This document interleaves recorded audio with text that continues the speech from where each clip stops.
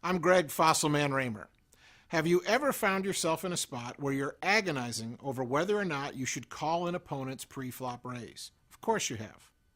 And while there's no exact formula that can tell you when it's right to call and when it's right to fold, we're going to offer you some guidelines that should help simplify your decisions.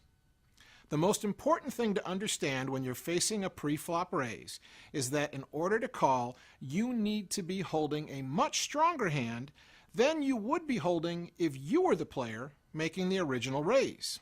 Poker players call this the gap concept. Why is this?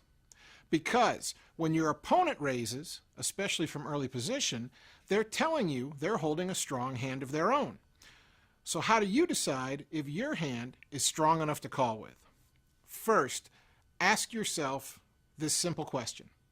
If my opponent hadn't raised, would I have raised with this hand on my own? If the answer is yes, then calling your opponent's raise might be correct. If the answer is no, then you definitely should fold. The next things to consider are your position and how your hand is likely to play against your opponent's likely range of hands. If you're in position against a loose aggressive opponent, you can probably play more hands since their range is so wide. But against a tighter opponent, or if you're out of position, you should usually play only stronger starting hands, primarily premium hands like big pairs and ace-king and ace-queen. Finally, if your hand is strong enough to call with, you need to determine if it isn't better to re-raise with instead. If you're holding a premium hand of your own, then the answer is yes, of course it is. But on the other hand, if you're holding a smaller pair or a solid but non-premium hand like ace-jack, the answer should probably be no, unless you're partially bluffing with this hand.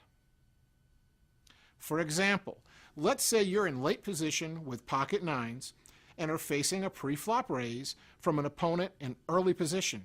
What should you do? Raising is not out of the question, but unless you think your opponent is really loose or you're willing to play your hand for a bluff, calling might be preferable. Pocket nines are a good hand, but they're most likely racing against at least half of your opponent's range, which means that your best play might be to just see a relatively cheap flop with your hand and then determine your course of action after the flop.